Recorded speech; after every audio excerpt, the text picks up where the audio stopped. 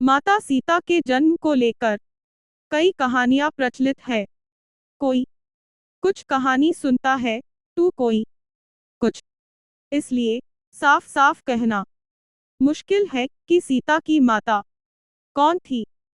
सीता के जन्म ऐसे ही जुड़ी हम ऐसी ही एक प्रचलित कहानी सुना रहे हैं।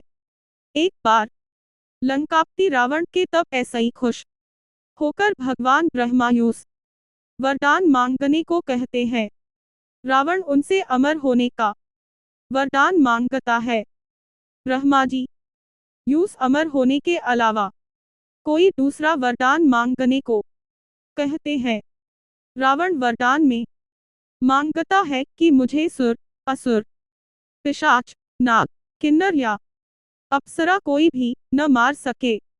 रावण मनुष्य द्वारा न मारे जाने के बारे में नहीं बोलता है, क्योंकि वह मनुष्य को तिनके के समान समझता था।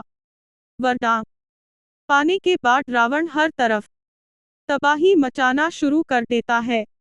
एक दिन वह दंडकारण्य नामक जगह पहुंचता है, जहां ऋक्ष मुनियों का निवास था।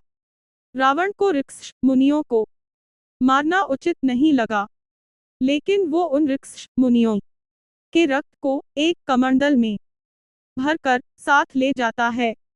वह कमंडल गृत्समट ऋक्ष का था, जो पुत्री की लालसा में माता लक्ष्मी ऐसा ही प्रार्थना करते था कि वह उनके घर पुत्री के रूप में जन्म लें।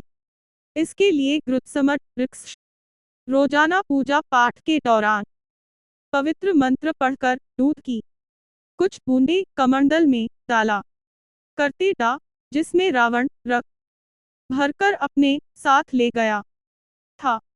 रावण कमंडल को लंका ले गया और वह पहुंचकर कमंडल अपनी पत्नी मंडोदरी को देकर कहता है, यह विषैले रक्त ऐसा ही भरा है, इसे संभाल कर रखना और किसी को मत देना। कुछ दिन बाद विहार के लिए रावण किसी पर्वत पर चला जाता है। मंडोदरी को इस तरह रावण का जाना अच्छा नहीं लगता है। वो मृत्यु प्राप्त करने के लिए कमंडल में भरे विष का पान कर लेती है। कमंडल के रक्त को पीने के कुछ समय बाद मंडोदरी गर्भवती हो जाती है। गर्भवती होने के बाद मंडोदरी घबरा जाती है कि महल में मौजूद अन्य लोग उसके बारे में क्या सोचेंगे। फिर मंडोदरी तीर्थ यात्रा का नाम लेकर कुरुक्षेत्र चली जाती है। वहां मंडोदरी एक बच्ची को जन्म देती है, लेकिन लोग मोइंस लाज के चलते वो यूस ए कलश में रखकर जमीन में दफना देती है। कुछ दिनों बाद राजा जनक भी कुरुक्षेत्र जाते हैं। जब वह जमीन में हल चलाते हैं तो उन्हें वहां कलश मिलता है, जिसमें मंडोदरी ने बच्ची को रखा था। बच्ची को कलश ऐसे ही निकालते ही आसमान ऐसे ही फूलों की वर्षा होने लगती है और साथ में आकाशवाणी भी होती है। आकाशवाणी में राजा जनक द्वारा उस कन्या के लालन पालन की बात कही जाती है।